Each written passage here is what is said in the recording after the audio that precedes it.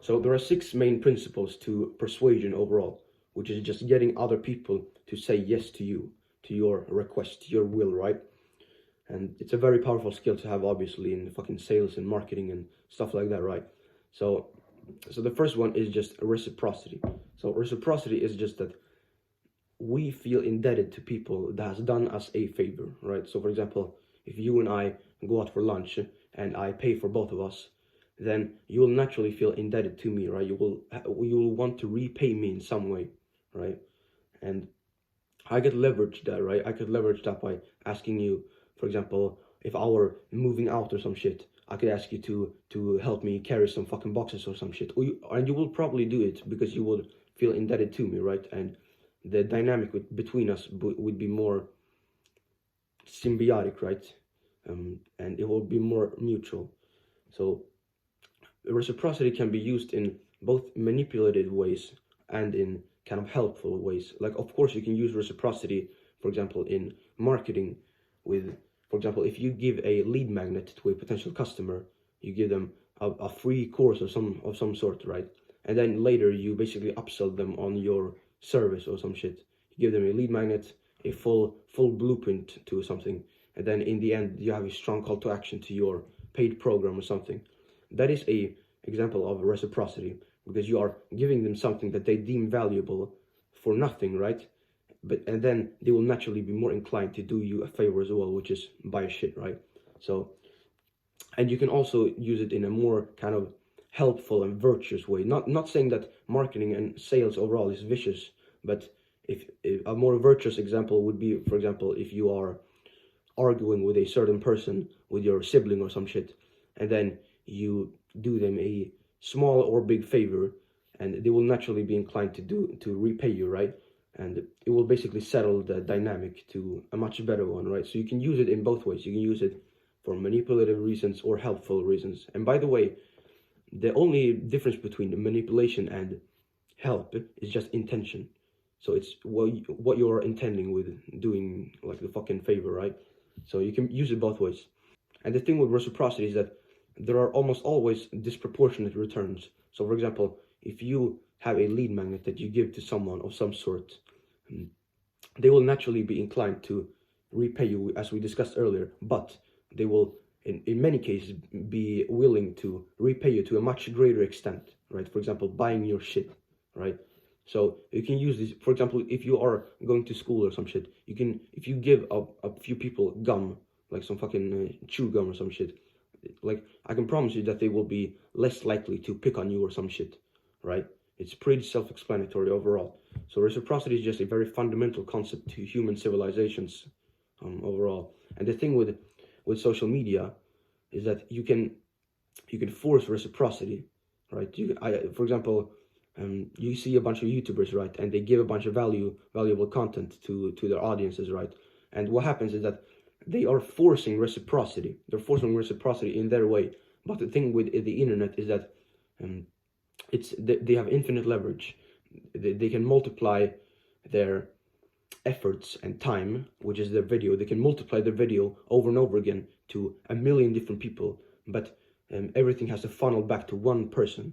So for example, if we look at Hamza, he has fucking 2.3 million subscribers or some shit. If 2.3 million people see his video and deem it valuable, then he got 2.3 million people who owe him a favor, basically, which is why social media is so fucking nuts, right? You can make so much fucking money off of it, right?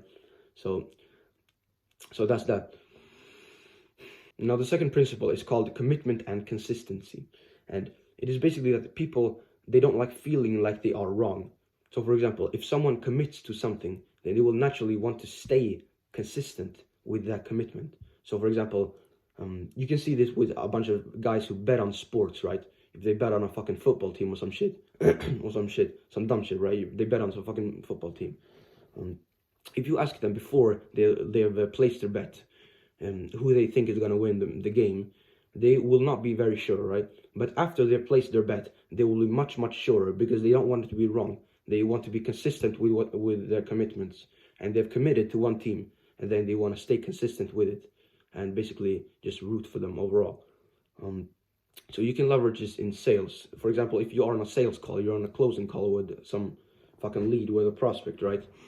And you're basically asking them if they are the type of person who takes action, and the type of person who is willing to invest in themselves. If they answer yes to those questions, which they most likely will, right? Like, who the fuck would say no to those questions? Are you an action taker?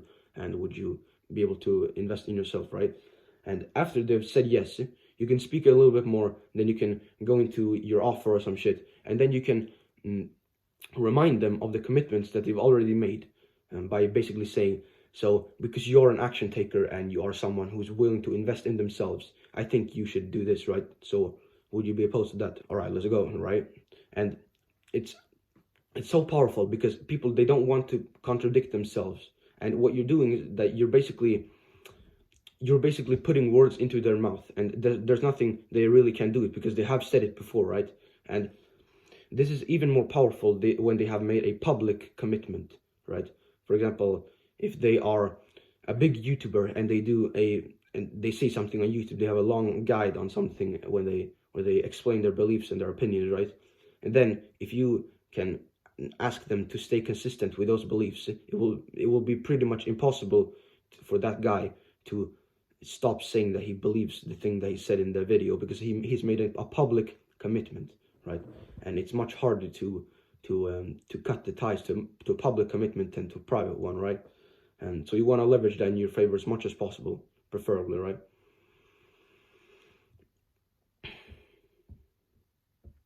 And this is especially important and prevalent with character traits. So, for example, being disciplined and being patient, or being focused, or brave, or or kind. Because if you can get a person to ascribe these values, these character traits to themselves, it will be extremely hard for them to let them go, right? So, for example, if you can get someone to say that they are focused or that they are disciplined, you can leverage that in your favor when you are trying to get something out of them, when you're trying to get them to say yes to your request, right? To your will. And it's honestly very fucking powerful, right? Now, the third principle of persuasion is based on the fact that people don't like feeling like they are excluded from the group. They don't like doing stuff that they know that other people would judge them for doing. They don't want to do stuff that other people would never want to do or have never done, right? That's why testimonials and reviews exist in the first place. Kind of Amazon pioneered the shit in the e-commerce world, right? And now basically every single dropshipper has a bunch of imported reviews from fucking AliExpress on their fucking product, right? To boost the fucking social proof of it, right? And it's very fucking powerful because it's so deeply wired in the human psychology and like fucking psyche, right? Because we are naturally herd animals. We seek the approval of other people, right? Because solitude and exclusion and loneliness has basically meant death to the human species for the past like fucking 1,000 years and like tens of thousands of years after that, right? It's just recently that it doesn't mean anything if you're lonely, basically, right? So we can leverage this in our favor in a bunch of different ways, and one of the most interesting ways we can leverage this in when we are trying to attract women. So women are very, very prone to what's called pre-selection, and pre-selection is basically that women will naturally be more attracted to a guy if they can spot other girls attracted to him as well. It's kind of this so if you're put in this this positive flywheel that you get with a bunch of girls, and then other girls see that, and then you get with them, and then it just flywheels like this. Not saying that you should fucking try to sleep with as many girls as possible, right? But I'm just stating the facts. And that's why playboys have such success with women overall, because they are seen as attracted to women because other women find them attractive. And it's such a fundamental like concept in the emotional brain of the human, and women tend to be quite emotional sometimes, and you can utilize this in your favor when you're trying to like attract your girlfriend, right? For example, if you have an Instagram account and you put up a picture with you and a girl on your story or some shit, then that will dramatically increase the fucking attraction that your potential girlfriend would have for you, right? Because she is seeing that other girls are into you, which is just going to be very good for her attraction to you as well, right? So you can utilize this in sales, in marketing, in dating, in basically anything. It's a very powerful concept, right? Now the fourth principle is called liking, and it is based on the principle that we will naturally be more inclined to say yes to someone if we like that person or want to be like that person. So there are two parts: like them and be like them, right? So ideally we want to have both. So for example, and liking, it can it can be like, what does it actually mean to like someone? And so a very fundamental and essential part of it is similarity. So for example, if you find someone with the exact same interest as you, you'll just naturally be more inclined to listen to him, right? And to fulfill his requests overall, right? For example, if you meet another guy on self-improvement, right? He's in the gym and he's trying to make money, and perhaps he's doing a martial art as well, or something like that. You will just naturally be more inclined to listen to what he tells you. So similarity is a very powerful one, right? And then on the other side, where you will naturally listen to people that you want to be like more. So for example, physical attractiveness is just a very basic but also very powerful tool you can use, right? Just try to look your best, right? If you want people to listen to what you say, because we tend to ascribe positive traits to physically attractive people, like honesty or intelligence or talent. Like for example, if you saw a dude, right, and he was very physically attractive, and then you saw another guy who was the exact same person, he had the same voice, everything, but he just looked 50% worse. Of course you would ascribe less positive traits to that guy, and you would just naturally be more inclined to listen to the other dude because you assume that he knows what he's talking about, right? And that's basically why fucking Kim Kardashian or fucking who's other guy, like Kylie Jenner, that's where they make a bunch of money, right? And people just ascribe these positive traits to them because they are good looking, and they just assume that they are kind of clean and just harmless in some way, right? Because if you see a very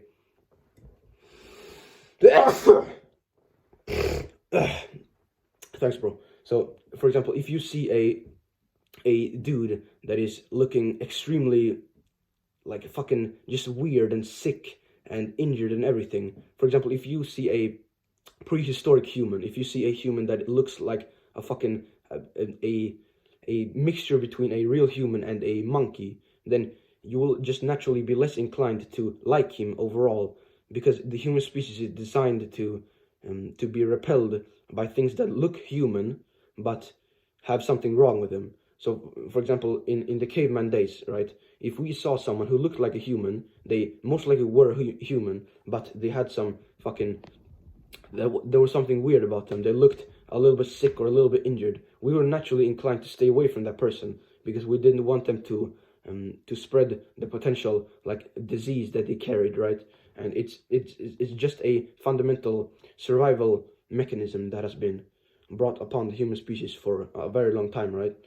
And that's why we will basically always listen more to physically attractive people, right? So you can leverage this in your favor by becoming more physically attractive, right? And you can also just find people who are similar to you, and they will naturally be more inclined to listen to what you have to tell them, right? Because if I'm being honest, that's exactly what I'm doing right now with these videos. I'm trying to attract people who are similar to me, and basically off of that, I know that they will be more inclined to listen to what I tell them, right? So for example, if you are a guy that's not on self-improvement, you're not trying to make money, you're not in the gym, you're not trying to become the best version of yourself, you're wasting a bunch of time, then you can fuck off right now. This is not the channel for you, because I'm trying to attract people with similar values to mine, like for example, being disciplined and being brave and being loyal and being encouraged and being focused and stuff like that, right? But if you do not ascribe those values to yourself, then I don't really want you on my channel. But if you are ascribing those values to yourself, then this is the channel for you, right?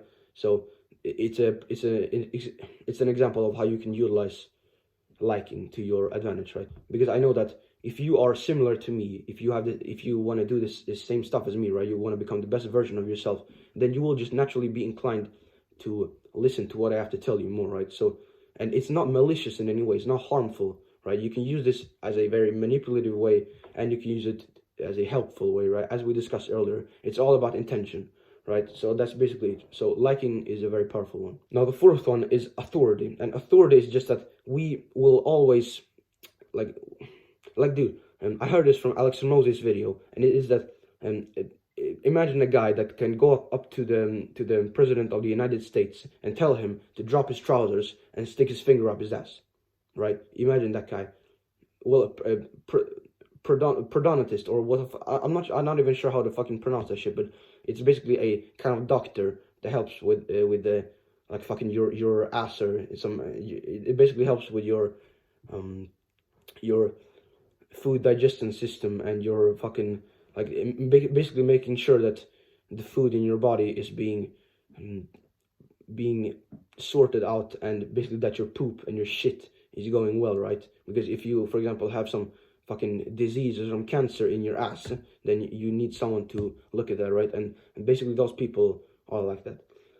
So the proctologist or some shit, right? And those people can literally tell the president of the United States to drop his trousers and stick his finger up his ass, because in his office, in the doctor's office, he is the authority. And Joe Biden, or Joe Biden, Sleepy Joe, he will listen to that guy because he is not the authority in that environment, right? So and the thing is that the way that authority works in persuasion is not that the words or the things that the guy actually says is any like more persuasive than what another guy could say, right? It's just that people put up fewer filters for kind of for surveying what they are being told. So for example, if a normal high school teacher is telling you something about stocks, and then you have Warren Buffett who's telling you something about stocks, even if they're saying the same thing, what Warren Buffett says is always going to be more persuasive, and you're always going to listen to him more than the fucking high school teacher, right? It's just how it works. And that's why we utilize mentors overall. For example, if I were to so I do boxing, right? And when I go to the boxing gym, I don't really have to survey and put up a bunch of filters when my coach is telling me to do something about boxing, right? I don't have to think. I can just do what he says because I know that he has authority in this space, right? I know he's good at boxing, right? So that's basically the thing with authority, and it's a very powerful thing because like dude, if you imagine, if you look at Robert Greene, for example, no one is questioning Robert Greene. He doesn't really look like a particular like alpha dude, right? But he's just his books are just so fucking authoritative. It just grants him this authority overall, and it's so fucking powerful. And books overall is just a very powerful medium for getting authority, right? Books, they take years to write, but they don't fucking give you any money, right? They're pretty much like, dude, you work on something for 2 years and you sell it for $20, right? But the thing is that with a book, you're not really trying to make money off of it. You're trying to gain authority. And like, dude, Robert Greene, no one's gonna question what he is talking about, right? It all makes sense. And he has this fucking this so powerful authority stance, right, in the whole self-improvement space. Everyone's gonna listen to him, even if he's not that physically intimidating. Everyone's just always gonna listen to what he's saying because he has the authority, right? So for example, Iman Gadshi, if he's telling you about some fucking finance trick in his video, he genuinely doesn't really have to explain himself or prove himself to why he is kind of why he is, how the fuck do you say, man? Why he is able to presume that authority overall, because everyone just knows that he's made a bunch of money, right? And they're just gonna fucking trust him overall. So it's an extremely powerful thing overall, authority. And the sooner you can gain it, and the broader that the kind of space that you have authority within is, ultimately the more power you're going to be able to acquire, right? And your status is just going to go through the roof, right? So that's the thing. Now the final thing is scarcity. So you probably heard about scarcity and urgency in the sales and marketing world if you watched Alex Hormozi or read his books or something. And you've probably seen like some fucking landing pages for some fucking opt-in for a webinar that there are 17 spots left or some shit. And basically what they do there is that they exploit the basic human instinct for deeming more scarce resources as valuable. For example, there are more diamonds in the world than there are fucking gold and silver, right? But the thing is that diamond is more valuable overall. It's much more expensive because they purposely keep the diamonds like in a vault, right? They keep it from the overall masses just to keep the scarcity as high as possible, right? Because gold, you can much more easily access gold than diamond, right? Um, Even though there is actually more diamond than there is gold, right? And it's just a primary example of scarcity overall. And then of course we have the sales and marketing world where everyone is trying to tell you how many units there are left. So fucking 15 units left of the little fucking gay ass fucking dog toy or some bullshit, right? And it, if you, for example, go onto a page like that, you might think that to yourself that I don't really like that shit. I wouldn't buy that fucking shit just because it's scarcity. But like it seems a bit cringe at first, but like you will undeniably make more sales if you utilize scarcity overall, right? So for example, if you are selling a service, if you are a freelancer or some shit, if you are a short form editor or whatever, and on your website, if you have one or some shit, you can just tell people how many clients that you are able to manage right now. For example, that's a very good way you can use scarcity. So if I dropped you 1,000 fucking short form editor clients tomorrow, would you be able to handle all of them? Probably not, right? You'd have to hire a bunch of stuff, right? Sorry, you'd have to hire a bunch of people, right? And you can utilize that in your marketing when you're trying to sell shit, right? And Alex Hormozy says that, like, in most cases, true scarcity, like honest scarcity, is almost always going to be better, right? Because you have nothing to hide, right? If you can only manage 5 new fucking clients to your short form agency, then tell them, like fucking tell them, right? I promise you that you're gonna have the demand in your favor, right? And as the business owner, you control supply, right? And with that, the profits goes through the roof, right? So that's where you can utilize scarcity. And a bonus point is just that you can use urgency as well. So scarcity is a function of units and urgency is a function of time. So you can basically say that you've probably seen a lot of it online, right? That people are saying that, oh, the sale only lasts till Friday or some shit, right? But it works, right? It works. It seems a bit cringe for us, right? But it works a fuck ton for emotional buyers, and most people are emotional buyers. So scarcity is a very good one, right? Then I want to add some things that you can implement into your language that is going to yield you a fuck ton of return, right? So for example, if I tell you that you're going to make more money than you've ever made in your entire life, but it's going to be extremely hard, it's going to be extremely fucking difficult, right? As opposed to me saying it's going to be extremely difficult, it's going to be extremely hard, but you're going to make more money than you've ever made in your whole fucking life. Like, do you see the difference, right? It is the word but, and it's that, and basically that everything I say after the word but will naturally be more emphasized and more believable overall. So for example, if I tell you that I'm very bad at fucking carpenting. I'm terrible at carpenting, but I am very good at blah blah blah. Right? You will just naturally believe me more on the second statement. Right? For example, if I told you that I'm terrible at carpenting, but I'm really good at accounting, then you would believe me more than if I said I'm very good at accounting, right? Because it's the juxtaposition, it's the contrast, and everything's contrast in life, right? It's dark versus light, right? And if you can utilize this in your favor, it's so fucking, like, dude, it's so fucking unbelievable to me how like one word can make such a difference, right?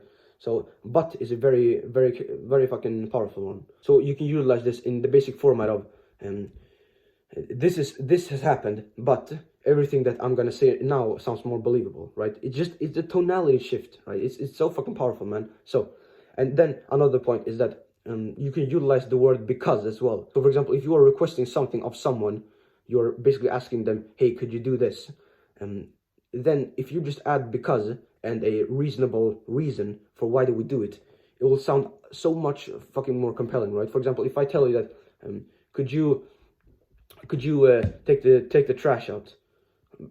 As opposed to me saying, could you take the trash out because I'm doing the dishes, right? Of course you would be extremely more inclined to fucking do it, right? It's very simple. But like both of these but and because are minor but are huge overall. So just be mindful of that when you're just going around in your life, that how can I use these words to my advantage, but and because, right?